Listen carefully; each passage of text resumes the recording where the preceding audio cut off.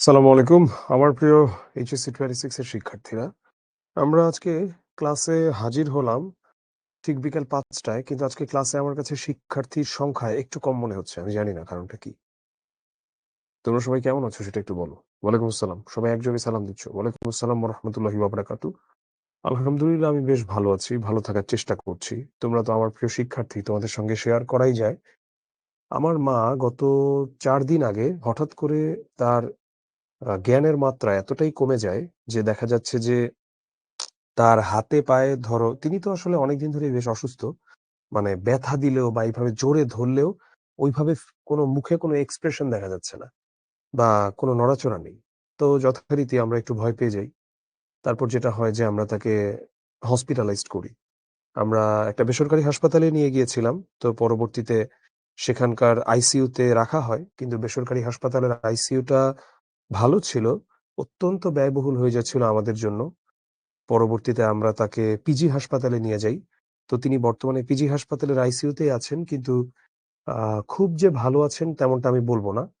আর সারাদিন দেখা যায় আমি নিজেও আসলে হাসপাতালে আ এই ফাঁক দিয়ে অফিসে এসে ক্লাস নিচ্ছি। বাসায় কখনো যেতে পারছি তো কখনো যেতে পারছি না। কারণ ৩ টাতে একদম ৩ দিকে। পিজি হাসপাতাল হচ্ছে শাহবাগে। আমার বাসা হচ্ছে খিলগাঁওয়ের ওই সাইডে, গোরানের দিকে। আর শিখো ক্যাম্পাস হচ্ছে গুলশান ২ এ। মানে একদম ৩ টা পুরোই ৩ দিকে। তো এখন এভাবেই জীবন চলছে।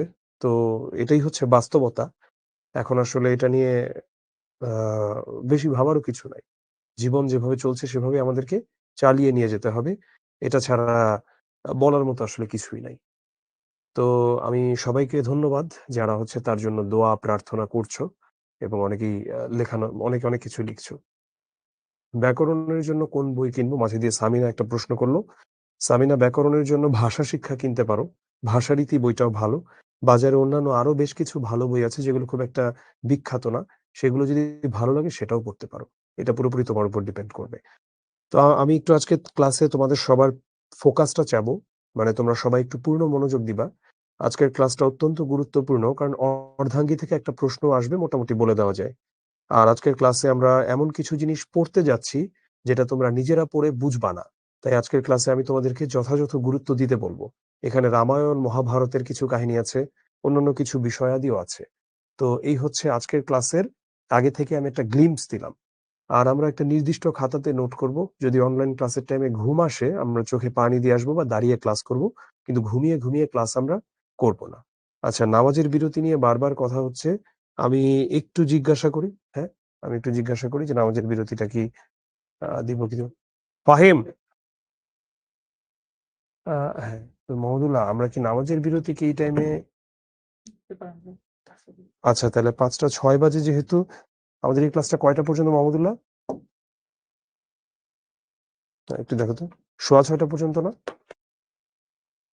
৬:৩০ পর্যন্ত অনেক সময়। তাহলে আমরা ৫টা ৬ যেহেতু বাজে এখন, আমরা ৫টা কত দিব? আমি ৫টা ২০ পর্যন্তই দিলাম। ১৪ মিনিট দিলাম নামাজের বিরতি। অনেক বড় নামাজের বিরতি দিয়ে দিয়েছি। তো আচ্ছা দাঁড়াও এই ক্লাসে তো না আচ্ছা হ্যাঁ, নামাজের বিরতি আরকি। তো একটু স্পেস হবে। স্পেসটা হয় নাই। সো অনেকক্ষণ দিয়ে ফেললাম নামাজের বিরতি। তোমরা হচ্ছ ঠিক ৫টা ২০ এ সবাই উপস্থিত থাইকো। এটা লেট কইরো না। ঠিক আছে? ওকে।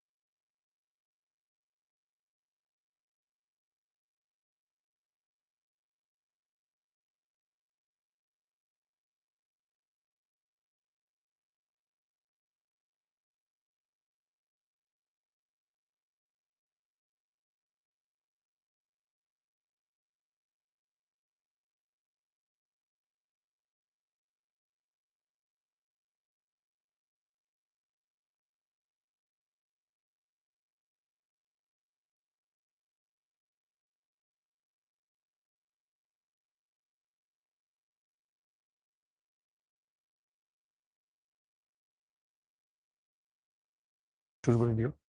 লাইভে আমরা আমরা 13 মিনিট নামাজের বিরতির পরে ফিরে এলাম। তো আমাদের 5:20 পর্যন্ত নামাজের বিরতি ছিল। আমরা এখন ক্লাসে চলে যাচ্ছি। আমি এখন চ্যাটটা পজ করে দিই। মোহাম্মদুল্লাহ চ্যাটটা একটু পজ করে দাও। সো আমরা এখন চলে যাচ্ছি ক্লাসে। আমি ছোট করে আমার পরিচয়টা দিয়ে নিই। আব্দুল্লাহ আল মেহেদী আমার নাম। পড়াচ্ছি 1 যুগেরও বেশি সময় ধরে। আর বেগম রোকেয়া সাখাওয়াত হোসেন 1880 সালে তিনি জন্মেছিলেন, মৃত্যুবরণ করেছেন 1932 সালে। আজকে আমরা বেগম রোকেয়া সাখাওয়াত হোসেনের একটা বিখ্যাত লেখাই পড়বো, একটা প্রবন্ধ, যেটা হলো অর্ধাঙ্গী। এখন আমি এবার একটু পরীক্ষায় প্রশ্নের কিভাবে উত্তর করব সেটার কথায় আসি। প্রবন্ধকে আমরা উত্তর করব কি করব না, অনেকের মনেই এই প্রশ্নটা থাকে।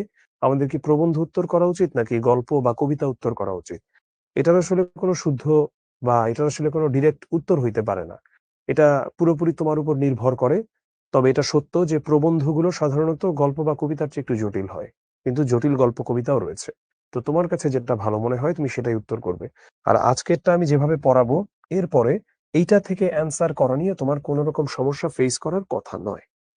বাংলা অঞ্চলের মুসলমান সমাজে নারী জাগরণের পথিকৃৎ রোকেয়া সাখাওয়াত হোসেন। অন্তঃপুর বাসিনী অন্তঃপুর মানে বাসিনী বলতে বোঝাচ্ছে যে ঘরে গৃহবন্দী জীবন শুরু করলেও সামাজিক সীমাবদ্ধতার বেড়াজাল অতিক্রম করে বিদ্যা চর্চায়, শিক্ষা সংগঠনে ও সামাজিক অগ্রগতি সাধনে অনেক বিখ্যাত তিনি।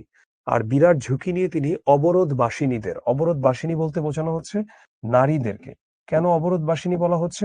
কারণ তখন দেখা যেত নারীরা শুধু ঘরেই থাকতো, হয়তো বা বেরই হতো না ওভাবে। উন্মুক্ত বিশ্বে পদার্পণ করার যে আহ্বান জানিয়েছিলেন তা আমাদের সমাজ জীবনে আজ সার্থকতা লাভ করেছে। মুসলমান মেয়েদের শিক্ষার জন্য স্কুল প্রতিষ্ঠা তার অসাধারণ কীর্তি। সমস্ত প্রতিকূলতার ভেতরেও নিজের উদ্যম এবং প্রচেষ্টায় তিনি ইংরেজি ও বাংলা ভাষায় যে দক্ষতা অর্জন করেছিলেন সেটা সত্যিই বিস্মিত হবার মতো। আর বাংলা সাহিত্যে রোকেয়া সাখাওয়াত হোসেন পরিচিত বেগম রোকেয়া নামে। সমাজসেবা ব্রত হলেও রোকেয়া কলম ধরেছিলেন সমাজকে জাগানোর লক্ষ্যে, এবং এভাবেই তিনি নিজেকে প্রতিষ্ঠা করেছেন একজন লেখিকা হিসেবে। বেগম রোকেয়ার সাথে তৎকালীন হিন্দু বা মুসলমান নারী বা পুরুষ আর কেউ ছিলেন না। বেগম রোকেয়া এমনই এক অদ্বিতীয় অদ্বিতীয় রচনা রীতির অধিকারী ছিলেন। ইংরেজি একটা বইও আছে তার, সুলতানাস ড্রিম, এটাও তার লেখা। আর বেগম রোকেয়ার লেখা প্রকাশিত হতো মিসেস আর.এস. হোসেন নামে। আর.এস. দিয়ে হচ্ছে রোকেয়া সাখাওয়াত। বেগম রোকেয়ার জন্ম 1880 খ্রিস্টাব্দে রংপুর জেলার মিঠাপুকুর থানার পায়রাবন্দ গ্রামে। তো রংপুরের যেই কয়জন বিখ্যাত ব্যক্তির কথা আসে, প্রথমেই কিন্তু তখন আসে কার কথা? আসে আমাদের বেগম রোকেয়ার কথা। আমি একটু এসিটা একটু বাড়াই, হ্যাঁ? একটু ওয়েট করো। এসিটা 20 এ দেয়া স্টুডিওতে। আমার একদম এখন আবার ঠান্ডা লেগে যাচ্ছে। ওমা! এসি কি এটা চলে না?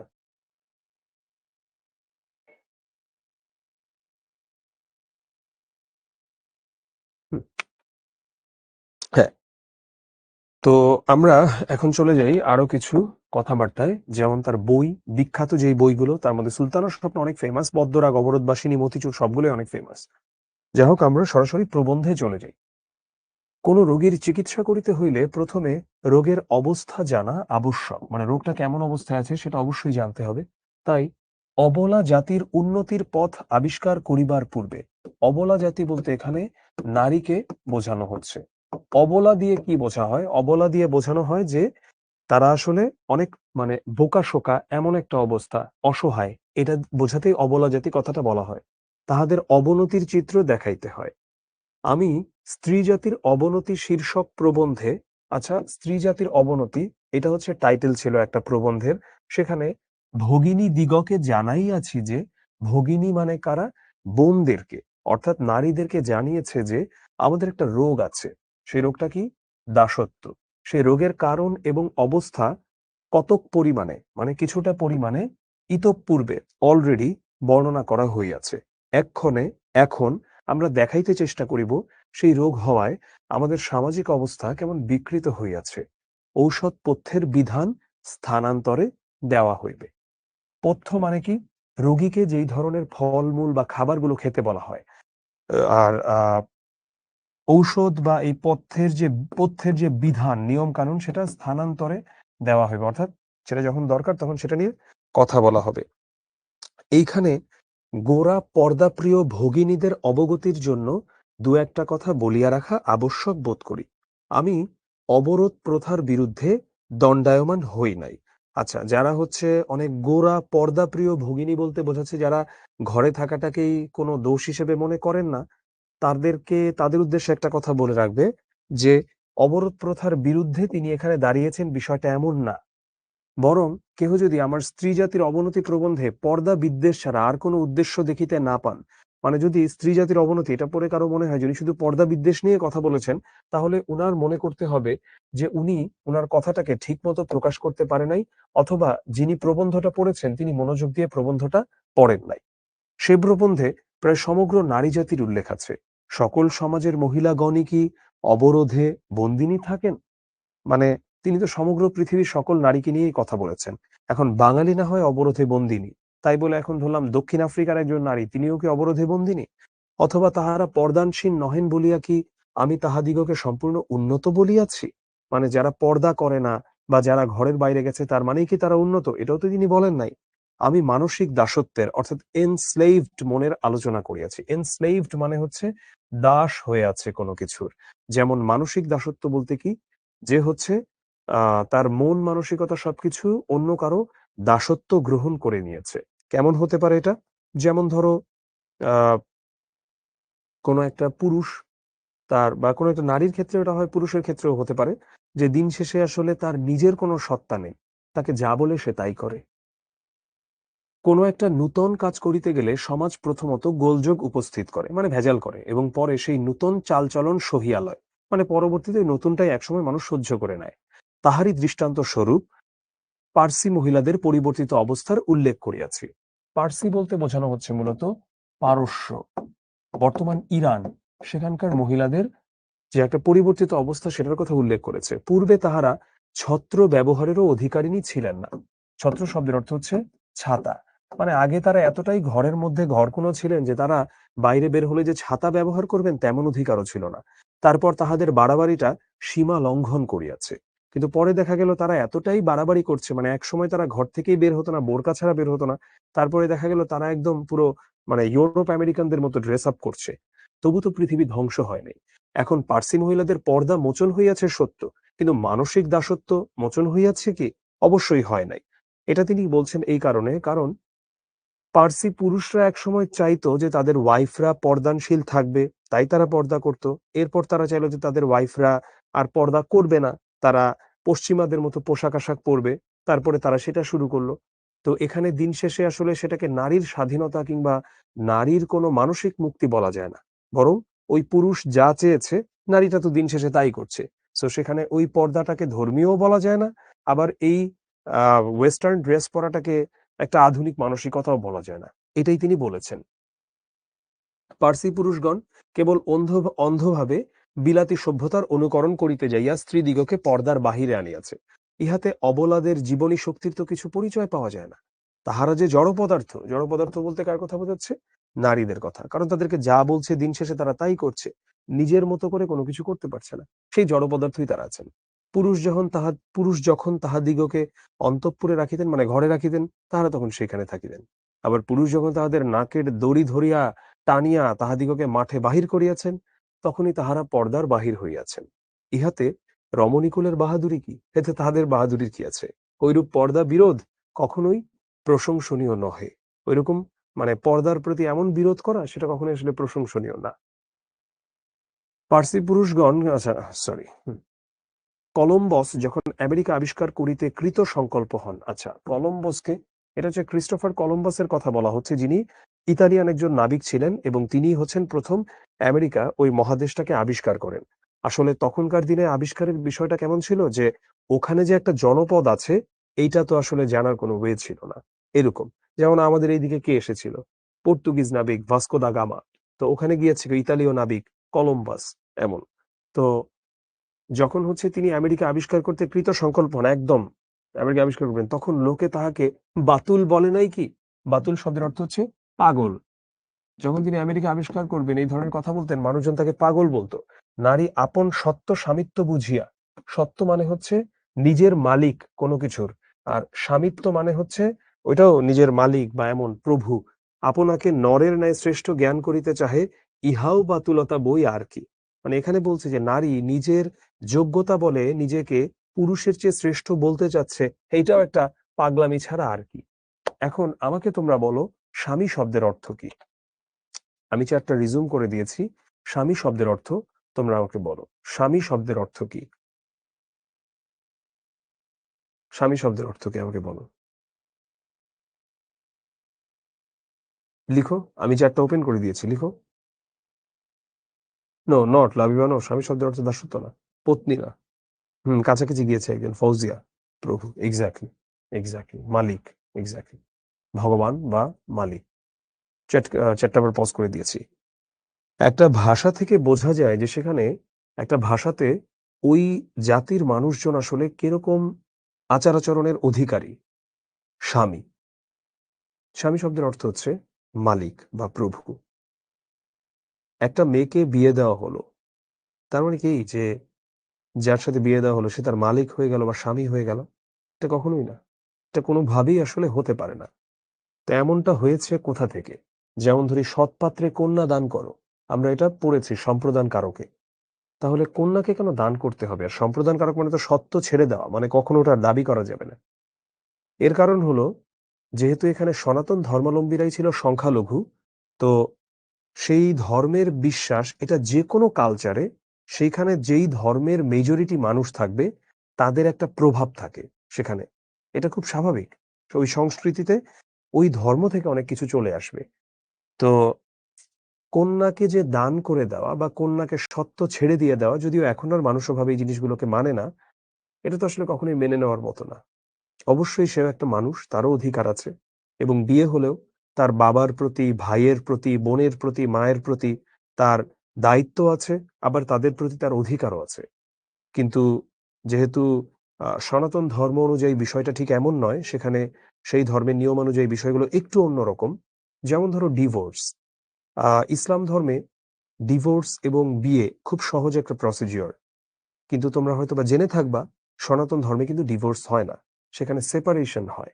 অর্থাৎ আলাদা থাকে তারা, কিন্তু সেখানে আসলে ধর্মীয় রীতিতে কখনোই সেখানে ডিভোর্স হওয়া সম্ভব নয়। তো স্বামী শব্দের অর্থ মালিক, যেটা খুব একটা স্টুপিড টাইপের ব্যাপার। মানে বিয়ে হওয়ার মানে এই না যে সে তার মালিক হয়ে গেছে। ঠিক আছে? সো এই হচ্ছে কথা। তো বেগম রোকেয়ার বিষয়টা আমরা পড়তে থাকি, আমাদের কাছে আরো কিছু জিনিস ক্লিয়ার হবে। পুরুষগণ স্ত্রী জাতির প্রতি যতটুকু সম্মান প্রদর্শন করেন, তাহাতে আমরা সম্পূর্ণ তৃপ্ত হইতে পারি না। লোকে কালী, শীতলা, মানে বেশ কিছু দেবীর কথা বলছে যাদেরকে ভয় করে পূজা করে। হ্যাঁ, এগুলো সত্য, এগুলো মাতৃরূপী বা নারীরূপী। কিন্তু সেইরূপ বাঘিনী, নাগিনী, সিংহী এ প্রভৃতি দেবীও কি ভয় ও পূজা লাভ করে না? তবেই দেখা যায় পূজাটা কে পাইতেছেন, রমণী কালী না রাক্ষসী নৃমুণ্ডু মালিনী। নৃমুণ্ডু মালিনী, নৃ মানে মানুষ, মুন্ডু মানে তো মাথা, একদম মানুষের মাথা, ঠিক আছে, নিয়ে নিচ্ছে এমন অবস্থা। তো এখন কথা হচ্ছে যে কে আসলে পূজাটা পাচ্ছে, এটা আসলে বোঝা যায় দিন শেষে। নারীকে শিক্ষা দিবার জন্য গুরুলোকে সীতা দেবীকে আদর্শ রূপে দেখাইয়া থাকেন। সীতা অবশ্যই পর্দানসীন ছিলেন না। আচ্ছা, এখানে সীতার কাহিনীটাকে যেটা বলেছে, আমি আগে একটু ইন শর্টে সীতার কাহিনীটাকে বলি। রাম আর সীতার মধ্যে বিয়ে হলো, তারপর তারা বনবাসে গেলেন এবং সীতাকে, লঙ্কার যে রাজা রাবণ, সে হচ্ছে সীতাকে অপহরণ করে। পরবর্তীতে রাম যুদ্ধ করে, আমি বেশি কাহিনীতে গেলাম না, হনুমান ছিল সেখানে, যুদ্ধ করে সীতাকে রাবণের কাছ থেকে উদ্ধার করে। রাবণের কাছ থেকে উদ্ধার করার পরে সে সীতার চরিত্র নিয়ে প্রশ্ন তুলে, যে রাবণের কাছে গিয়েছিল, রাবণ কি ওকে টাচ করেছে কিনা বা অন্য কোনো কিছু হয়েছে কিনা। পরবর্তীতে তাকে অগ্নি পরীক্ষা দিতে হয়। তো সেই আগুন সীতার কোনো ক্ষতি করতে পারে না। এটার মধ্য দিয়ে প্রমাণিত হয় যে না, সীতা কোনো খারাপ কোনো কিছুর মধ্য দিয়ে যায়নি, বা তার চরিত্র নিয়ে কোনো প্রশ্ন আসছে না। এরপরে সীতা হচ্ছে, আহ, কি বলবো, যে সীতা হচ্ছে রামের সঙ্গে চলে আসে রামের রাজ্যে। তো রাজ্যের মানুষজন আবার একই কথা তুলে, যে রাবণের ওখান থেকে এসেছে, তার ক্যারেক্টার ঠিক আছে কিনা। তো রাম হচ্ছে সীতাকে তখন পাঠিয়ে দেয় আবার বনবাসে, ফর দ্য সেকেন্ড টাইম। সেখানে এক ঋষিও ছিলেন। তো যাই হোক, সীতা কিন্তু তখন অলরেডি গর্ভবতী। রামের সন্তান হচ্ছে সীতার গর্ভে। তো সেখানে সীতার দুইটা সন্তান হয়। একজনের নাম দেয় কুশ, আরেকজনের নাম দেয় লব। পরবর্তীতে কুশ এবং লব দুইজনই তারা গান গেয়ে রামায়ণ থেকে তারা রাজ্যে এসে প্রমাণ করে যে তারা আসলেই রামের সন্তান এবং রাম সীতাকে ফিরিয়ে আনতে চায়, কিন্তু সীতা এভাবে আসলে বারবার ফিরে এসে নিজের চরিত্রকে মানুষের সামনে তার প্রুফ করতে হবে বা ভেরিফাই করতে হবে, এই জিনিসটা তিনি আসলে আর পছন্দ করেননি। তাই তিনি বলেছিলেন যে ধরণীকে তাকে গ্রহণ করে নিতে, এবং ধরণী তাকে গ্রহণ করে নেয়, সে মাটির সঙ্গে মিশে যায়। তো এটা হলো অফকোর্স এটা হচ্ছে সনাতন ধর্মাবলম্বীদের বিশ্বাস অনুযায়ী যে কাহিনীটা। তো এই কাহিনীটাকে তিনি এখানে ব্যবহার করেছেন। যে এখানে তিনি বলেছেন যে রাম সীতাকে দিন শেষে ব্যবহার করলো একটা পুতুল রূপে। ওর যা মনে হলো ও তাই করলো, এবং একটা নিরীহ মহিলাকে সে ২ বার প্রশ্নবিদ্ধ করলো তার চরিত্র নিয়ে। এটা কিন্তু একটা অনেক বড় রকম বিষয়। ধরো এখন তুমি আমাকে একটা কথা বললা যে, "ভাইয়া বা স্যার, আপনি কি বলছেন? আর আপনার উচ্চারণটা হয় না। আপনি উচ্চারণটা ঠিক করেন না।" আচ্ছা, আচ্ছা ঠিক আছে, আমার উচ্চারণটা হয় না, এটা ঠিক করলাম। এটা তুমি আবার একটা ভুল ধরলা, একটা ভুল ধরিয়ে দিলা। বা ধরো তুমি একটা মিথ্যা অভিযোগই দিলা যে আপনার উচ্চারণ হয় না। কিন্তু এই বিষয়টা এমন হয় যে এখন তুমি আমাকে এমন একটা কথা বললা যেটা আমার চরিত্র নিয়ে, বা যেটা ধরো আমার আ মানে আচার-আচরণ নিয়ে। তো এইটা তো অনেক দুঃখজনক। তুমি যদি এরকম একটা ফলস অ্যালিগেশনস দাও বা আমাকে নিয়ে একটা মিথ্যা অভিযোগ দায়ের করো। তো এটাই হয়েছে এখানটাতে। তো বেগম রোকেয়া এই কথাটাই বলার চেষ্টা করেছেন যে আমরা গল্পে দেখতে পাই যে সীতা রামের কাছে যেন একটা পুতুল মাত্র, এবং সীতা তো একটা জড় পদার্থ।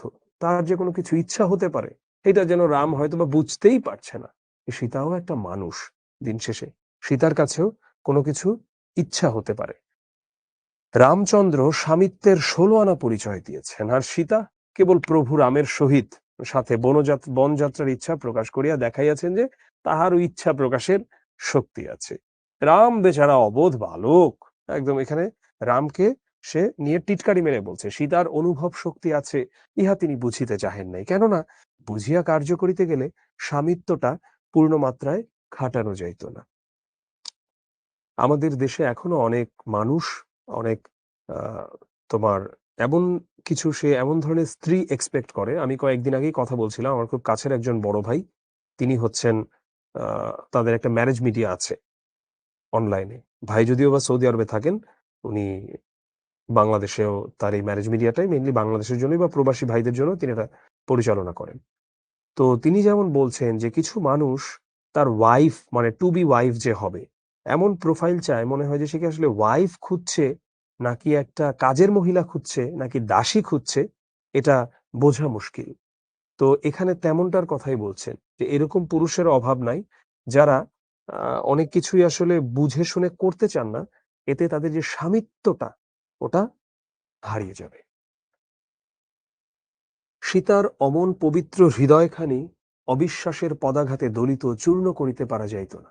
আচ্ছা, দেশকালের নিয়মানুসারে কবির ভাষায় সুর মিলাইয়া না হয় মানিয়া লই যে আমরা স্বামীর দাসী নহি, অর্ধাঙ্গী। আমরা তাহাদের গৃহে গৃহিণী, মরণে না হয় অন্তত তাহাদের চাকুরির উপলক্ষে যথাতথা অনুগামিনী, মানে মরণেও আমরা তাদের সাথে মরবো। সতীদাহ প্রথা তো হতো। সুখ দুঃখে সমভাগিনী, ছায়াতুল্য সহচরী ইত্যাদি। আচ্ছা, তোমরা কি সতীদাহ প্রথা নিয়ে জানো? আমি একটু চ্যাটটা রিজুম করে দিলাম। আমি জাস্ট এমনিতে একটা প্রশ্ন করি। তোমরা কি জানো যে সতীদাহ প্রথাটা কে নিষিদ্ধ করেছিলেন অফিসিয়ালি? চ্যাটটা ওপেন করে দিয়েছি, একটু লিখো তো। কোন লর্ড সেটা করেছিলেন? একটু লিখো তো। সেই ইংরেজটার নাম কি? ইংরেজটার নাম কি? হুম? আচ্ছা, তিনি হচ্ছেন লর্ড হুইলিয়াম বেন্টিঙ্ক, যিনি হচ্ছেন এটা করেছিলেন। পার্সি অর্থ কি? পার্সি নিয়ে বেশ কিছু কথা বলেছি। ক্লাসের পরে যেহেতু জয়েন করেছো, ক্লাস শেষের পরে রেকর্ডিংটা দেখে নিবা প্রথম অংশটা। বিল্লাল, কারণ যারা দেরি করে তাদের জন্য আমরা কোনো কিছুই আর রিপিট করি না।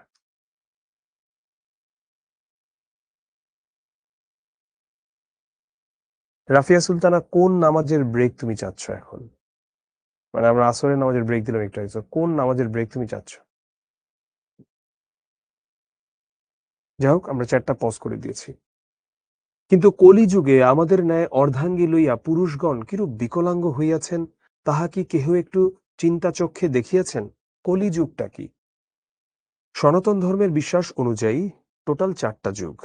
তো কলিযুগ হচ্ছে সেই ৪টা যুগের মধ্যে শেষ যুগ, যেটা হচ্ছে শেষ জামানা, যখন হচ্ছে পৃথিবী ধ্বংস হয়ে যাবে। তো তখন সবকিছুই খুব অন্যায় অবিচার এগুলোতে ভর্তি থাকবে। তো এই শেষ যুগে আমাদের ন্যায় আমাদের মতো অর্ধাঙ্গী লইয়া স্ত্রী নিয়ে পুরুষগণ কিরূপ বিকলাঙ্গ হইয়াছেন, মানে তারা কি পাগল ছাগল না, একদম হাত পা ব্যাক এরকম, তাহা কি কেহ একটু চিন্তা চোখে দেখিয়াছেন, সেটা কি একটু ভেবে দেখেছেন?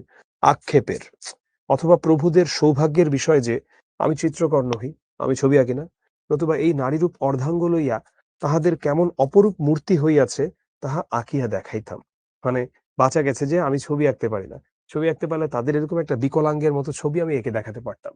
শুক্লকেশ বুদ্ধিমানগণ, শুক্লকেশ মানে হচ্ছে তাদের, শুক্ল মানে সাদা, কেশ মানে চুল, সাদা চুল মানে যাদের চুল পেকে গেছে, সেই বুদ্ধিমানগণ বলেন যে আমাদের সাংসারিক জীবনটা দ্বিচক্র শকটের ন্যায়।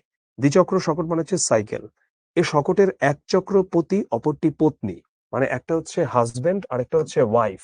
তাই ইংরেজি ভাষায় কথায় কথায় স্ত্রীকে অংশিনী বা পার্টনার, উত্তমার্ধ ইত্যাদি বলে। জীবনের কর্তব্য অতি গুরুতর, সহজ নহে। অর্থাৎ একটা সাইকেল যেমন এক চাকায় ব্যালেন্স করতে পারবে না, তেমনি দুই চাকায় হচ্ছে আমাদের এই জীবন সংসারটা, যার এক চাকা হচ্ছে স্ত্রী, আরেক চাকা হচ্ছে স্বামী। সুকঠিন গার্হস্থ্য ব্যাপার সুশৃঙ্খলে কে পারে চালাতে, রাজ্য শাসনের রীতিনীতি সূক্ষ্মভাবে রয়েছে ইহাতে। বোধহয় এই গার্হস্থ্য ব্যাপারটাকে মস্তক স্বরূপ কল্পনা করিয়া শাস্ত্রকারগণ পতি ও পত্নীকে তাহার অঙ্গ স্বরূপ বলিয়াছেন। আচ্ছা, তবে দেখা যাক বর্তমান যুগে সমাজের মূর্তিটা কেমন। মনে করুন কোন স্থানে পূর্ব দিকে একটা বৃহৎ দর্পণ আছে, দর্পণ মানে আয়না, যাহাতে আপনি আপাদ মস্তক নিরীক্ষণ করিতে পারেন। আপনার দক্ষিণাঙ্গ ভাগ পুরুষ এবং বামাঙ্গ ভাগ স্ত্রী, মানে এক ভাগ আমার পুরুষ আরেক ভাগ আমার স্ত্রী। এই দর্পণের সম্মুখে দাঁড়াইয়া দেখুন আপনার দক্ষিণ বাহু দীর্ঘ এবং স্থূল মানে মোটা, বাম বাহু মানে নারীর সাইডটা দৈর্ঘ্যে 24 ইঞ্চি এবং ক্ষীণ, অর্থাৎ এটা হচ্ছে বড় পুরুষের সাইডটা, কিন্তু নারীর সাইডটা ছোট। দক্ষিণ চরণ দৈর্ঘ্যে 12 ইঞ্চি, বাম চরণ অতিশয় ক্ষুদ্র। দক্ষিণ স্কন্ধ, স্কন্ধ মানে কাঁধ, উচ্চতায় 5 ফিট, বাম স্কন্ধ কাঁধ উচ্চতায় 4 ফিট। মানে বলছে যে যদিও অর্ধাঙ্গী বলা হয়ে থাকে, কিন্তু দিন শেষে আপনি দেখতে পাবেন যে স্ত্রীদেরকে যথাযথ মর্যাদা দেওয়া হয় না, পুরুষের ভাগটা অনেক বেশি থাকে। তবেই মাথাটা সোজা থাকিতে পারে না, বাম দিকে ঝুঁকিয়া পড়িতেছে, কিন্তু আবার দক্ষিণ কর্ণভারে বিপরীত দিকেও একটু ঝুঁকি আছে। কারণ এখানে বলছে যে এটা তো আসলে ব্যালেন্স থাকবে না তখন বডিটাতে, কারণ তুমি বলছো অর্ধাঙ্গী, কিন্তু আরেকটা পার্টকে তো তুমি কোনো ভ্যালুই করছো না। দক্ষিণ কর্ণ হস্তি কর্ণের ন্যায় বৃহৎ, বাম কর্ণ রাসভ কর্ণের ন্যায় দীর্ঘ। রাসভ মানে হচ্ছে গাধা, গাধার কানের মতো দীর্ঘ বাম কর্ণ নারীর সাইডটা। দেখুন ভালো করিয়া দেখুন আপনার মূর্তিটা কেমন। যদি এই মূর্তিটা অনেকের মনোমত না হয়, তবে দ্বিচক্র শকটের গতি দেখায়। যে শকটের এক চক্র বড় মানে পতি হাজবেন্ড এবং এক চক্র ছোট মানে পত্নী, সে শকট অধিক দূরে অগ্রসর হইতে পারে না, সে কেবল একই স্থানে গৃহকোণেই ঘুরিতে থাকিবে। মানে যদি হচ্ছে তুমি সাইকেলের চাকা একটা নাও বড় একটা নাও ছোট, তোমার সাইকেল তো চলবে না ঠিক মতো, এটার কথাই বলছে। তাই ভারতবাসী উন্নতির পথে অগ্রসর হইতে পারিতেছেন না। সমাজের বিধি ব্যবস্থা আমাদিগকে তাহাদের অবস্থা হইতে সম্পূর্ণ পৃথক রাখিয়াছে। তাহাদের সুখ দুঃখ এক প্রকার, আমাদের সুখ দুঃখ অন্য প্রকার। এ স্থানে বাবু রবীন্দ্রনাথ ঠাকুরের নবদম্পতির প্রেমালাপ কবিতার 2-4 ছত্র মানে 2-4টা লাইন আমি বললাম। এখন দেখো এখানে বর একটা ডায়লগ দিচ্ছে, কনে একটা ডায়লগ দিচ্ছে, রবীন্দ্রনাথ ঠাকুরের একটা নবদম্পতির প্রেমালাপ এই কবিতার। এবং এখানে দেখো যে ওয়াইফটার কেমন রকম মানে কথাবার্তাগুলো দেখো। কেন সখী কোণে কাঁদ, কেন সখী কোণে কাঁদিছ বসিয়া, পুষি মেনিটিরে ফেলিয়া এসেছে ঘরে। মানে ও কাঁদছে কারণ পুষি মেনিটি মানে হচ্ছে ওর যে একটা ছোট বিড়াল ছিল ওটাকে ফেলে এসেছে ঘরে। কি করিছ বনে কুঞ্জ ভবনে, কোণে মানে বলছে একদম কবির মতো বর, যে তুমি এখানে কি করছো, সরি সরি কনে না, কি করিছ বনে কুঞ্জ ভবনে। তখন মানে কুঞ্জ ভবন বলতে বোঝাচ্ছে একদম এখানে ধরো তোমার বাগানের মধ্যে। তখন কনে বলছে খেতেছি বসিয়া টোপা কুল, বড়ই খাচ্ছ, জগৎ ছানিয়া কি দিব আনিয়া জীবন করি ক্ষয়, জীবন ক্ষয় করে জগৎ থেকে তোমাকে কি এনে দেব, তোমা তরে সখী, তোমার জন্য সখী, বলো করিব কি। কনে উত্তর দিচ্ছে আরো কুল পারো গোটা 6, আর 6টা বড়ই পায়রা দাও। বিরহের বেলা কেমনই কাটিবে, কিভাবে কাটবে, কনে দেব পুতুলের বিয়ে। এই হলো গিয়ে আমাদের অনেক নারীর স্ট্যান্ডার্ড, এটা নিয়ে তিনি বলছেন। সুতরাং দেখা যায় কন্যাকে এরূপ শিক্ষা দেওয়া হয় না। যাহাতে সে স্বামীর ছায়াতুল্য সহচরী হইতে পারে। প্রভুদের বিদ্যার গতির সীমা নাই, স্ত্রীদের বিদ্যার দৌড় সচরাচর বোধোদয় পর্যন্ত। আচ্ছা, স্বামী যখন পৃথিবী হইতে সূর্য ও নক্ষত্রের দূরত্ব মাপেন, স্ত্রী তখন একটা বালিশের ওয়ারের দৈর্ঘ্য প্রস্থ। ওয়ার মানে কি? ওয়ার মানে হচ্ছে বালিশের কাভার, সেলাই করিবার জন্য মাপবেন। স্বামী যখন কল্পনার সাহায্যে সুদূর আকাশে গ্রহ নক্ষত্রমালা বেষ্টিত সৌরজগতে বিচরণ করেন, সূর্যমণ্ডলের ঘনফল মানে পরিমাপ তুলাদণ্ডে মানে দাড়িপাল্লায় ওজন করেন এবং ধূমকেতুর গতি নির্ণয় করেন, স্ত্রী তখন রন্ধনশালায় বিচরণ করেন, চাউল ডাউল ওজন করেন এবং রাঁধুনির গতি নির্ণয় করেন। এবার একটা কথা কি, কালো অক্ষরের সকল লেখাকেই বিশ্বাস করতে নাই। তো বেগম রোকেয়া তার নিজের পার্সপেক্টিভ থেকে বলেছেন, বাট তিনিও কিন্তু অত্যন্ত, তার লেখা পড়লে বোঝা যায় পুরুষ বিদ্বেষী একটা মানুষ, এবং কিছু জায়গাতে তিনি ভালো লেখেন বলে খুব ম্যানিপিউলেটিং কিছু কথাবার্তা লিখেন। তিনি এখানে খুব ছোট করে দেখালেন রন্ধনশালায় রান্না করাকে। আমার মনে পড়ল আমার নিজের এক ক্যাডেট কলেজের বড় ভাই, তিনি বর্ণনা করছিলেন তাদের এক ম্যাডামের কথা, যেই ম্যাডাম তাদের মেডিকেল কলেজেরই টিচার ছিলেন, সলিমুল্লাহ মেডিকেল কলেজে। তার মা, মানে ম্যাডামের মা, তার ২টা সন্তান, একজন ধরো সচিব, একজন যুগ্ম সচিব, তার একটা সন্তান বাংলাদেশ আর্মিতে মেজর জেনারেল, তার আরেকটা সন্তান অনেক বড় বিজনেসম্যান, তার মেয়ে ২টা ডাক্তার, খুবই সাকসেসফুল ডাক্তার। ওই মহিলা একজন মানব গড়ার কারিগর। পৃথিবীতে ওই ভদ্রমহিলা যেই প্রভাব রেখে গেছেন, তুমি যদি একটা কোম্পানির সিইও হও, তুমি কখনোই তুমি এরকম ৭টা মানুষ বানাইতে পারো নাই। সে ৭টা মানুষ বানাইছে, মানুষ গড়ার কারিগর। তোমরা যত বড় হবা তত আরো অনেক কিছু দেখতে পাবা। তোমরা যদি ফেমিনিজমের উত্থান, ক্যাপিটালিজম, এই বিষয়গুলো নিয়ে একটু দেখো, একটু পড়াশোনা করো, এবং মূলত শিল্প বিপ্লবের পরেই এগুলোর অনেক কিছু অনেক জেকে বসে পৃথিবীতে, তাহলে অনেক কিছু তোমরা দেখতে পাবা। নারী দিবসে কখনোই কেন আমাদের মাদেরকে দেখানো হয় না, যারা আমাদের জীবনকে অনেক সুন্দর করেছেন অনেক ক্ষেত্রে? আমার নিজের মা, যদিও আজকে তিনি মৃত্যু শয্যায়, তিনি খুব ভালো চাকরি করতেন, তিনি ছেড়ে দিয়েছিলেন শুধু তার সন্তানদের বড় করার জন্য। তো এটা কে কি করবে না করবে সেটা তার ব্যক্তিগত ব্যাপার, এই কথায় আমরা যাচ্ছি না। কিন্তু কেন তাদেরকে ছোট করে দেখানো হয়, বরং নারী দিবসে সবসময় তুমি নারী, তুমি পারো, এগিয়ে যাও, এরকম অলওয়েজ সেই নারীদেরই দেখানো হয় যারা তার কর্মক্ষেত্রে অনেক কিছু করেছেন। তাহলে কি আমরা অস্বীকার করতে পারি মানব গড়ার সেই কারিগরদের? মানব গড়ার সেই কারিগরদের তুমি তাহলে কিভাবে অস্বীকার করবা? ডক্টর মোহাম্মদ ইউনুস স্যারের ওয়াইফ, তিনি জাহাঙ্গীরনগর বিশ্ববিদ্যালয়ের ফিজিক্স ডিপার্টমেন্টের, তিনি অনেক বড় পজিশনে ছিলেন, আমি জানি না শেষ পর্যন্ত তিনি ডিন ছিলেন আই গেস, যদি এখন তিনি অনেক অসুস্থ। তো তিনি যেমন তার জায়গাতে সফল, ডক্টর মোহাম্মদ ইউনুস স্যারের মাকে কি বলবা? তার সফলতা তুমি কিভাবে পরিমাপ করবা? সে একটা নোবেল লরিয়েটকে জন্ম দিছে, এবং সে তাকে খাওয়ায় পড়ায়, তার গর্ভে ধারণ করায়, তাকে বড় করছে। তো তুমি কিভাবে তার দায়িত্বকে ছোট করে দেখো? তুমি তার দায়িত্বকে ছোট করে দেখতে পারো না। বলি, জ্যোতির্বেত্তা মহাশয়, আপনার পাশে আপনার সহধর্মিণী কই? মানে বলছে, যেহেতু আপনি এত এই জ্যোতির্বিদ্যা এগুলো নিয়ে এত কিছু করছেন, আপনার ওয়াইফ কই? বোধহয় গৃহিণী যদি আপনার সঙ্গে সূর্যমণ্ডলে যান, তবে তথায় পৌঁছিবার পূর্বে, মানে পৌঁছাবার আগেই পথিমধ্যে উত্তাপে বাষ্পীভূত হইয়া যাইবেন।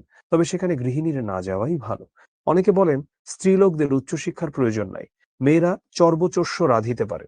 চর্ব মানে হচ্ছে যেটা চিবিয়ে খাওয়া হয়, চোষ্য মানে যেটা চুষে খাওয়া হয়, এটা রাঁধতে পারে। বিবিধ প্রকার নানা রকম সেলাই করিতে পারে, ২-৪খানা উপন্যাস পাঠ করিতে পারে, ইহাই যথেষ্ট। আর বেশি আবশ্যক নাই, মানে দরকার নাই। কিন্তু ডাক্তার বলেন যে দরকার আছে। যেহেতু মাতার দোষগুণ লইয়া পুত্রগণ ধরাধামে, মানে পৃথিবীতে অবতীর্ণ হয়, এই জন্য দেখা যায় যে আমাদের দেশে অনেক বালক শিক্ষকের বেত্রতাড়নায়, মানে বেতের আঘাতে, কণ্ঠস্থ বিদ্যার জোরে FA BA পাশ হয় বটে। FA টা হচ্ছে, এটা আসলে এখন বলা হয় না, তো ফাইন আর্টস, এটা এখন আসলে যদিও বলা হয় না, বাট ধরো MA BA এগুলোর সাথে তুলনা করতে পারো। কিন্তু বালকের মনটা তাহার মাতার সহিত রান্নাঘরেই ঘুরিতে থাকে, তাহাদের বিদ্যা পরীক্ষায় এ কথার সত্যতার উপলব্ধি হইতে পারে। আমার জনৈক বন্ধু তাহার ছাত্রকে উত্তর দিক দক্ষিণ প্রভৃতি দিক নির্ণয়ের কথা বুঝাইতেছিলেন, মানে দিক চেনাছিলেন। শেষে তিনি প্রশ্ন করিলেন, যদি তোমার দক্ষিণ হস্ত পশ্চিমে। আচ্ছা, মানে মোট কথা ওকে যে প্রশ্নটা করেছে ও একটা উদ্ভট উত্তর দিয়েছে আর কি। তো যাহারা কন্যার ব্যায়াম করা অনাবশ্যক মনে করেন, তাহারা দৌহিত্রকে হৃষ্টপুষ্ট পহলওয়ান দেখিতে চাহেন কিনা? তাহাদের দৌহিত্র ঘুষিটা খাইয়া থাপড়টা মারিতে পারে, এরূপ ইচ্ছা তাহাদের হয় কিনা? আচ্ছা, দৌহিত্র মানে কন্যা। যদি সেরূপ ইচ্ছা করেন, তবে বোধহয় তাহারা সুকুমারী গোলাপ লতিকায় কাঁঠাল ফলাইতে চাহেন। মানে তারা চায় যে না, মেয়েদের কোনো ব্যায়াম ট্যায়াম করার দরকার নেই, শারীরিক ভাবে তাদের খুব একটা অ্যাক্টিভ থাকার দরকার নাই। আবার তারা এটাও এক্সপেক্ট করে যে তারা খুব শক্তিশালী হবে। তো এটা হচ্ছে তুমি গোলাপ গাছে কাঁঠাল এক্সপেক্ট করছো, এমন। আর যদি তাহারা ইচ্ছা করেন যে দৌহিত্রও বলিষ্ঠ হয়, বরং পয়জার পেটা হইয়া নত মস্তকে উচ্চ স্বরে বলে, পয়জার পেটা হইয়া বলতে এখানে তুমি বলতে পারতেছো মাত মেরো, চোট লাগতা হ্যায়, ঠিক আছে? এবং পয়জার লাভ শেষ হইলে দূরে গিয়া প্রহারকর্তাকে শাসাইয়া বলে যে কায় মারতা থা হাম নালিশ কারেগা, তাহা হইলে আমি তাহাদিগকে আমার বক্তব্য বুঝাইতে অক্ষম। এখানে মূলত বোঝানো মানে বুঝিয়েছে যে ধরো তুমি যদি চাও যে তোমার মেয়ে এমন হবে যে এই মারেন না মারেন না, ব্যথা লাগতেছে ব্যথা লাগতেছে, পরে বলে যে, হ্যাঁ আমাকে মারলেন কেন, আমি নালিশ করবো গিয়ে। যদি আপনি এই ধরনের মেয়ে চান, তাহলে তাদের নিয়ে আমাদের কিছু বলার নেই। খ্রিস্টিয়ান সমাজে যদিও স্ত্রী শিক্ষার যথেষ্ট সুবিধা আছে, তবু রমণী আপন সত্য 16 আনা ভোগ করিতে পায় না। তাহাদের মন দাসত্ব হইতে মুক্তি পায় না। স্বামী ও স্ত্রী কতক পরিমাণে জীবনের পথে পাশাপাশি চলিয়া থাকেন বটে, কিন্তু প্রত্যেক উত্তমার্ধই বেটার হাফ তাহার অংশীর পার্টনারের জীবনে জীবন মিলাইয়া তন্ময়ী হইয়া যান না। স্বামী যখন ঋণ জালে জড়িত হইয়া ভাবিয়া ভাবিয়া মরমে মানে মনে মনে মরিতেছেন, স্ত্রী তখন একটা নূতন টুপির চিন্তা করিতেছেন, কিভাবে টুপিটা বুনবে। কারণ তাহাকে কেবল মূর্তিমতী কবিতা হইতে শিক্ষা দেওয়া হইয়াছে, তাই তিনি মনোরমা কবিতা সাজিয়া থাকিতে চাহেন। এটা দিয়ে কি বোঝানো হলো? এখানে অনেক বড় স্টুপিড হচ্ছে অনেক ক্ষেত্রে আমাদের কবি সাহিত্যিকরা। তারা আমাদের নারীদেরকে যেন শুধুই একটা কবিতার মতো, বাস্তবতা মোটেও কবিতার মতো না। এবং এই জন্যই দেখবা, যেমন হুমায়ুন আহমেদের কথাও যদি বলি, হুমায়ুন আহমেদের বই পড়লে মনে হয় নারী মনের গভীরে যত শাখা প্রশাখা আছে সব জায়গাতে তিনি বিচরণ করেছেন। ব্যক্তি জীবনে নারী সম্পর্কিত জায়গায় তিনি অত্যন্ত ব্যর্থ একজন মানুষ, চূড়ান্ত ব্যর্থ একজন মানুষ। পরকীয়া করে নিজের মেয়ের বয়সের কাছাকাছি একটা মেয়েকে বিয়ে করেছিলেন, এবং তিনি গুলতেকিনের মতো এত এলিট, এত এলিগেন্ট একটা মহিলার সাথে তিনি পরবর্তীতে এবং ওই ঘরের সন্তানদের সাথেই তিনি যা করেছেন সেটা কখনোই কোনো ভদ্রলোকের কাজ নয়। কিন্তু তার লেখা পড়লে মনে হয় নারী মনের সব জায়গাতে তার বিচরণ হয়েছে। তো এরকম একটা নারীর ইমেজ আমাদের কবি সাহিত্যিকরাই বানিয়েছে, যাদের নিজেদেরই বেশিরভাগেরই ঘর সংসার টিকে না, কিন্তু তারাই প্রেমের বাণী বয়ে বেড়ায়। তো এটার কারণেই দেখা যায় যে স্বামী হয়তোবা নানা রকম মানসিক প্রেশার নিয়ে ঘুরে বেড়াচ্ছে, স্ত্রীর মধ্যে প্রেশার না নিলে তো তোমার প্রেশার নেবার ক্ষমতা আসবে না, ওগুলা নাই, ওই চিন্তা নাই। কারণ স্ত্রীকে ওই যে তুমি যে আমার কবিতা, তো তাকে তো এইভাবেই দেখিয়েছে সব গল্প, কবিতা, গানে। এখন মুসলমান সমাজে প্রবেশ করা যাক। মুসলমানের মতে আমরা পুরুষের অর্ধেক, অর্থাৎ 2 জন নারী 1 জন নরের সমতুল্য। এটা কিন্তু সাক্ষীর ক্ষেত্রেও, যেমন বিয়েতে যদি সাক্ষী 2 জন পুরুষ সাক্ষী দিতে পারে, কিন্তু নারী যদি দিতে চায় 4 জন নারী লাগবে, বা একজনেরটার ক্ষেত্রে 2 জন লাগবে। এটা যেকোনো কিছুর ক্ষেত্রে আর কি, শুধু বিয়ে না। মানে ইসলামিক রীতিনীতি অনুসারে 1 জন পুরুষের সাক্ষী সমান সমান 2 জন নারীর সাক্ষী, অথবা 2টি ভ্রাতা ও একটি ভগিনী একত্র হইলে আমরা 2.5 জন হই। ওই যে এই হিসাবে, কারণ 2টা ভাই আর একটা বোন 2.5 হইলাম তাইলে। আপনারা মোহাম্মদীয় আইনে দেখিতে পাইবেন যে বিধান আছে। মোহাম্মদীয় আইন বলতে এখানে মূলত আসলে সে বুঝাচ্ছে রাসূল সাল্লাল্লাহু আলাইহি ওয়াসাল্লামের বা মুসলিমদের যে প্রদত্ত আইন, মানে সে এখানে আসলে শরিয়া আইনের কথা বলছে। পৈতৃক সম্পত্তিতে কন্যা পুত্রের অর্ধেক ভাগ পাইবে। এই নিয়মটি কিন্তু পুস্তকেই সীমাবদ্ধ। যদি আপনারা একটু পরিশ্রম স্বীকার করিয়া কোনো ধনবান মুসলিমের সম্পত্তি বিভাগ করা দেখেন, কিংবা জমিদারি পরিদর্শন করিতে যান, তবে দেখিবেন কার্যত কন্যার ভাগে শূন্য কিংবা যৎসামান্য পড়িতেছে। এটা আমাদের দেশে খুব কমন, এখনো গ্রামে গঞ্জে তো এটা অনেক বেশি কমন, যে দেখা যায় মানুষজন তার বোনদেরকে অত্যন্ত ঠকায়, সম্পত্তির ভাগ দেয় না। দুঃখজনক, কিন্তু এটাই বাস্তবতা, সত্য। আমি নিজে এমন অনেকগুলো ইনসিডেন্ট দেখেছি। আমি এখন অপার্থিব সম্পত্তির কথা বলিব, মানে যেটা পৃথিবীর সম্পত্তি না, সরাসরি সেটাকে কেনা যায় না, বেচা যায় না, যেমন পিতার স্নেহ, যত্ন ইত্যাদি অপার্থিব সম্পত্তি। এখানেও পক্ষপাতিতার মাত্রা বেশি। ওই যত্ন, স্নেহ, হিতৈষিতার অর্ধেকই আমরা পাই কই? যিনি পুত্রের সুশিক্ষার জন্য 4 জন শিক্ষক নিযুক্ত করেন, তিনি কন্যার জন্য 2 জন শিক্ষয়িত্রী নিযুক্ত করেন কি? যেখানে পুত্র 3টা, মানে বিএ পর্যন্ত পাশ করে, সেখানে কন্যা ১.৫টা পাস, এন্ট্রান্স পাস ও এফএ ফেল করে কি? আচ্ছা, পুত্রদের বিদ্যালয়ের সংখ্যা করা যায় না, বালিকাদের বিদ্যালয়ের সংখ্যায় পাওয়াই যায় না। এখন হয়তোবা এটা কোনো সেন্স মেক করে না যে এই কথাগুলো বলছেন, কিন্তু উনি যেই সময়ে বসে লিখেছেন তখনকার কিন্তু এটা সত্য কথা যে বয়েজ স্কুলের অভাব নাই, কিন্তু গার্লস স্কুল নেই বললেই চলে। যে স্থলে যেখানে ভ্রাতা মানে ভাই, শামস আল উলামা, শামস মানে হচ্ছে সূর্য, শামস আল উলামা মানে হচ্ছে, উলামা মানে হচ্ছে জ্ঞানী, মানে হচ্ছে জ্ঞানীদের মাঝে সূর্য, সে স্থলে ভগিনী বোন নজম আল উলামা হইয়াছেন কি? নজম মানে হচ্ছে নক্ষত্র, নজম আল উলামা মানে হচ্ছে জ্ঞানীদের মাঝে নক্ষত্র, মানে ভাই যেটা হয়েছেন বোন তো সেটা হয় নাই। তাহাদের অন্তঃপুর গগনে অসংখ্য নজমের নেশা সমন্নেসা শোভা পাইতেছেন বটে, কিন্তু আমরা সাহিত্য গগনে নজম উল ওলামা দেখিতে চাই। মানে তিনি বলেছেন যে আমরা ঘরের মধ্যে তাদের এমন অনেক জ্ঞানী গুণী নারীরা রয়েছেন, কিন্তু আমরা শুধু ঘরে নয়, আমরা সাহিত্যের অঙ্গনেও এমন নারীদের চাই। আমাদের জন্য এদেশে শিক্ষার বন্দোবস্ত সচরাচর এই ধরনের হয়ে থাকে: প্রথমে আরবীয় বর্ণমালা, অতঃপর কুরআন শরীফ পাঠ, কিন্তু শব্দগুলির অর্থ বুঝাইয়া দেওয়া হয় না, কেবল স্মরণ শক্তির সাহায্যে টিয়া পাখির মতো আবৃত্তি করো, উইচ ইজ ট্রু। আমাদের দেশে যেহেতু আরবি পড়ানোর যেই স্টাইলটা, সেটা তো আসলে আমাদেরকে অর্থ বুঝে কুরআন পড়াটা শেখায় না। তার কারণে ওটা হয়ে যায় একটা সিলেবাস যেটা আল্লাহর তরফ থেকে দেওয়া হয়েছে, কিন্তু আমরা সেই সিলেবাসটাকে কখনোই জানতে পারলাম না, যেহেতু আমরা অর্থটা জানি না বা আরবিটা পারি না। আমরা অনেকেই বাংলা পড়ি, বাংলা কুরআনের ভালো অনুবাদ, আমার নিজের অভিজ্ঞতা থেকে আমি বলবো, আমি যে কয়টা দেখেছি, বিচারপতি হাবিবুর রহমানের একটা অনুবাদ আছে, সরল বঙ্গানুবাদ, কিন্তু যেহেতু তিনি আলেম ছিলেন না, তো এই অনুবাদটা নিয়ে আসলে একটু বুঝে শুনে পড়তে হয়।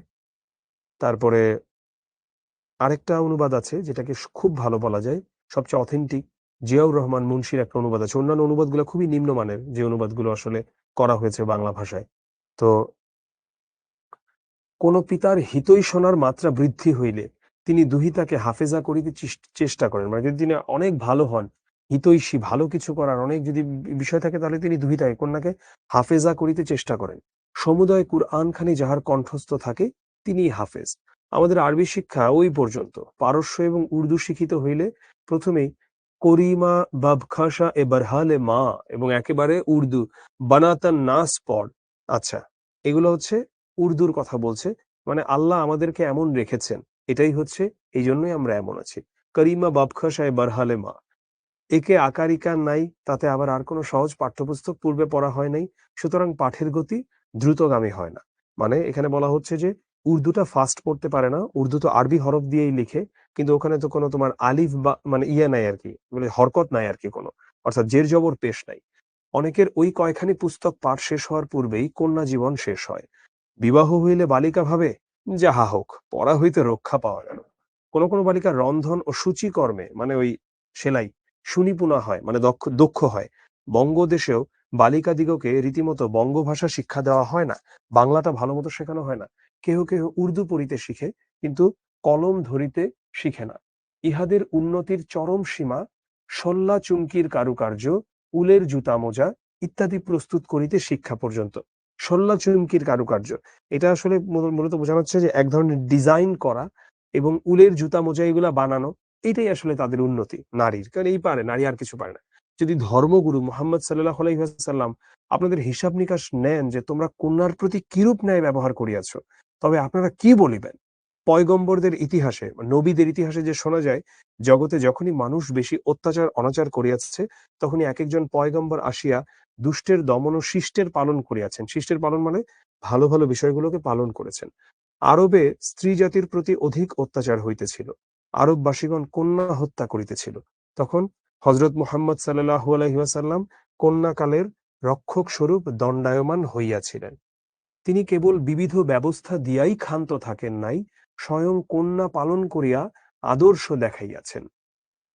তাহার জীবন ফাতেমাময় করিয়া দেখাইয়াছেন। কন্যা কিরূপ আদরণীয়া, মানে তিনি ফাতেমার কথা বলছেন যে তিনি এত আদর করতেন তার কন্যাদের, তো তিনি দেখিয়েছেন এটা। সে আদর, সে স্নেহ জগতে অতুল, এমনটা দেখা যায় না। আহা, তিনি নাই বলিয়া আমাদের এ দুর্দশা। তবে আইসো ভগিনীগণ, আমরা সকলে সমস্বরে বলি, মানে আসো বোনেরা, আইসো ভগিনীগণ, আমরা সকলে একসাথে বলি, করিমা ব্যবসায় বরহালে মা। করিম মানে ঈশ্বর, অবশ্যই কৃপা করিবেন, যেহেতু সাধনায় সিদ্ধি, মানে চেষ্টা করলেই হয়। করিমা ব্যবসায় বরহালে মা মানে আল্লাহ আমাদেরকে এই অবস্থায় রেখেছেন বলেই আমরা এমনটা আছি। আমরা করিমের অনুগ্রহ লাভের জন্য মানে আল্লাহর অনুগ্রহ লাভের জন্য যত্ন করিলে বা চেষ্টা করিলে অবশ্যই তাহার করুণা লাভ করিব। আমরা ঈশ্বর ও মাতার নিকট ভ্রাতাদের অর্ধেক নহি। মানে আমরা ঈশ্বরের কাছে কিংবা আমাদের মায়ের কাছে কিন্তু ভাইয়ের অর্ধেক না, আমরা সমান।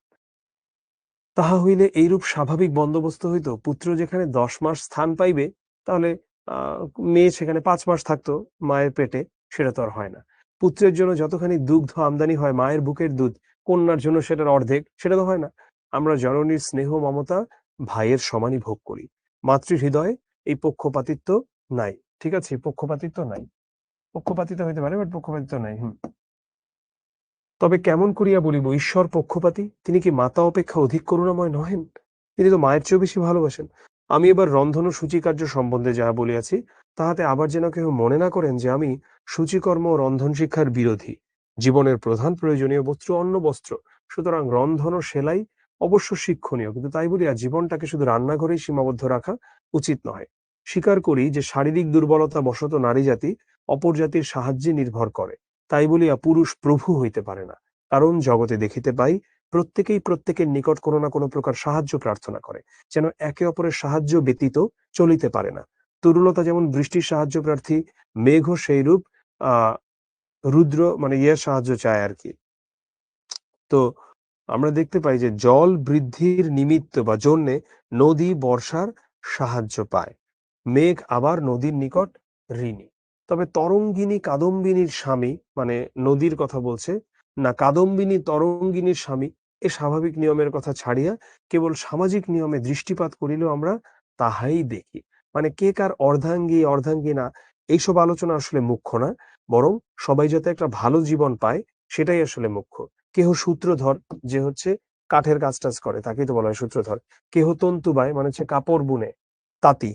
একজন ব্যারিস্টার ডাক্তারের সাহায্য প্রার্থী, আবার ডাক্তারও ব্যারিস্টারের সাহায্য চাহেন। তবে ডাক্তারকে ব্যারিস্টারের স্বামী বলিব না ব্যারিস্টার ডাক্তারের স্বামী? যদি ইহাদের কেহ কাহকে স্বামী বলিয়া স্বীকার না করেন তবে শ্রীমতীগণ নারীগণ জীবনের চিরসঙ্গী শ্রীমান দিগকে স্বামী ভাবিবেন কেন? তারা যদি এমনটা না ভাবে তাহলে নারীদের ক্ষেত্রে কেন এমনটা হবে? আমরা উত্তমার্ধ মানে বেটার হাফস, তাহারা নিকৃষ্টার্ধ মানে ওয়ার্স্ট হাফস, আমরা অর্ধাঙ্গী তাহারা অর্ধাঙ্গ, এমনটা তো আসলে হয় না। অবলার হাতেও সমাজের জীবন মরণের কাঠি আছে, যেহেতু না জাগিলে সব ভারত ললনা এ ভারত আর জাগিতে পারিবে না। প্রভুদের ভীরুতা কিংবা তেজস্বিতা জননীর ইচ্ছার উপর নির্ভর করে, তবে কেবল শারীরিক বলের দোহাই দিয়া অদূরদর্শী ভ্রাতৃ মহোদয়গণ যেন শ্রেষ্ঠত্বের দাবি না করেন। হ্যাঁ, এখানে যেটা বলছে যে শুধু শারীরিকভাবে নারীরা দুর্বল, এটার জন্য যাতে কখনোই পুরুষরা না ভাবে যে নারীদেরকে আসলে ছোট করে দেখা যায়। আমরা পুরুষের ন্যায় সুশিক্ষা ও অনুশীলনের সম্যক সুবিধা সব সুবিধা না পাওয়ায় পেছনে পড়িয়া আছি। সমান সুবিধা পাইলে আমরাও কি শ্রেষ্ঠত্ব লাভ করিতে পারিতাম না? আশৈশব জন্ম থেকে বা শৈশব থেকে আত্মনিন্দা শুনিতেছি, নিজের নিন্দা শুনিতেছি, তাই এখন আমরা অন্ধভাবে পুরুষের শ্রেষ্ঠতা স্বীকার করি এবং নিজেকে অতি তুচ্ছ মনে করি। অনেক সময় হাজার হোক বেটা ছেলে বলিয়া বেটা ছেলেদের দোষ ক্ষমা করিয়া অন্যায় প্রশংসা করি, এই তো ভুল। আমি ভগিনীদের কল্যাণ কামনা করি, তাহাদের ধর্মবন্ধন বা সমাজ বন্ধন ছিন্ন করিয়া তাহাদিগকে একটা উন্মুক্ত প্রান্তরে বাহির করিতে চাহি না। মানসিক উন্নতি করিতে হইলে হিন্দুকে হিন্দুত্ব বা খ্রিস্টানকে খ্রিস্টানি ছাড়িতে হইবে এমন কোনো কথা নাই। আপন আপন সম্প্রদায়ের মানে নিজ নিজ সম্প্রদায়ের পার্থক্য রক্ষা করিয়াও মনটাকে স্বাধীনতা দেওয়া যায়। আমরা যে কেবল উপযুক্ত শিক্ষার অভাবে অবনত হইয়াছি তাই বুঝিতেও বুঝাইতে চাই। উপযুক্ত শিক্ষা চেয়ে সেটা নারী পাচ্ছে না, এটা নিয়েই তিনি কথা বলছেন। অনেকে হয়তো ভয় পাই আছেন বোধহয় একটা পত্নী বিদ্রোহের আয়োজন করা হইতেছে, মানে নারীদের নিয়ে একটা বিদ্রোহ করবে এমন, অথবা ললনাগণ নারীগুলো দলে দলে উপস্থিত হয়ে বিপক্ষকে রাজকীয় কার্যক্ষেত্র হইতে তাড়াইয়া দিয়া সেই পদগুলি অধিকার করিবেন, মানে একদম সবাইকে ভাগায় সেই জায়গাগুলো দখল করে নিবে নারীরা। সামলা চোগা আইন কানুনের পাজিপুথি লুঠিয়া লুণ্ঠিয়া লুঠিয়া লইবেন, কিন্তু না। অথবা সদল বলে কৃষিক্ষেত্রে উপস্থিত হইয়া কৃষকগুলিকে তাড়াইয়া দিয়া তাহাদের শস্যক্ষেত্র দখল করিবেন, হাল গরু কাড়িয়া লইবেন, তবে তাহাদের অভয় দিয়া বলিতে হইবে নিশ্চিন্ত থাকুন। পুরুষগণ আমাদিগকে সুশিক্ষা হইতে পশ্চাৎপদ পেছনে রেখেছেন বলিয়া আমরা অকর্মণ্য হইয়া গিয়াছি। ভারতে ভিক্ষু ও ধনবান এই দুই দল লোক অলস এবং ভদ্রমহিলার দল কর্তব্য অপেক্ষা অল্প কাজ করে। আমাদের আরাম প্রিয়তা খুব বাড়িয়াছে। আমাদের হস্ত মন পদ চক্ষু মানে হাত, মন, পা, চোখ ইত্যাদির সদ্ব্যবহার করা হয় না। ১০ জন রমণী রত্ন একত্র হইলে ইহার উহার ১০টা নারী এক হলে বিশেষত কি করে মানুষ গীবত করে, নারীরা অনেক গীবত করে। তো এটার কথাই বলছে যে আবশ্যক হইলেও কোন্দলও চলে মানে যদি দরকার পড়ে তাহলে কোন্দল ঝগড়াঝাটিও চলে। তা আশা করি এখন স্বামীর স্থলে অর্ধাঙ্গ শব্দ প্রচলিত হইল। আশা করি এখন স্বামীর জায়গাতেও অর্ধাঙ্গ শব্দটা চলে আসবে। এই হচ্ছে আমাদের আজকের গল্প। আমি একটু দেখাই যে দাঁড়াও তোমাদের কোনো কথা এখানে আছে কিনা।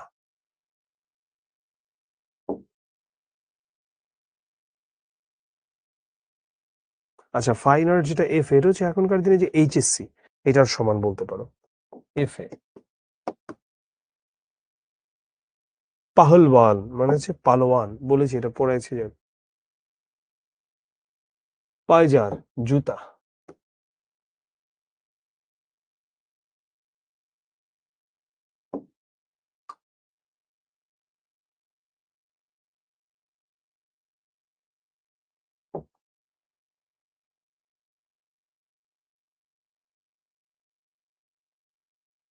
এই যে কাদম্বিনী আর তরঙ্গিনীর বিষয়টা নিয়ে, তরঙ্গিনী মানে নদী, কাদম্বিনী মানে মেঘ।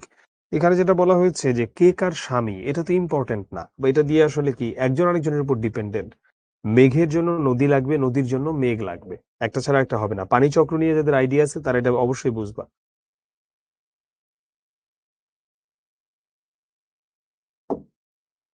তো এই হলো কি আমাদের আজকের গল্প। আমি তোমাদের মনে কোনো প্রশ্ন থাকলে নেব। আর আজকের এখানে আমি সৃজনশীল প্রশ্ন লিখেছি ২টা। তোমরা সেই সৃজনশীল প্রশ্নগুলো প্লিজ তোমরা উত্তর করবা। আমি কালকে বিকেল ৫টার মধ্যে দেখতে চাই। উত্তর করে তোমরা ছবিটা আপলোড দিয়ে দিবা। কোথায়? ছবিটা আপলোড দিয়ে দিবা তোমাদের গ্রুপে, যাতে আমি তোমাদের খাতাটা দেখতে পারি। এই তো, হ্যাঁ রিজুম করে দিয়েছি, লিখো যদি তোমার মনে কোনো প্রশ্ন থাকে, অন্যথায় ক্লাসটা শেষ করে দিব।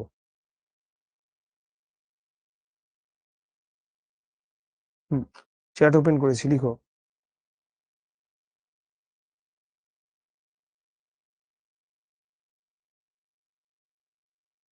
ফাইন, যেহেতু সবকিছুই বুঝতে পেরেছো তাহলে শেষ করছি। সিকিউ কোথায়? এই স্লাইডে আছে। সবাই ভালো থাকো, আল্লাহ হাফেজ, আসসালামু আলাইকুম।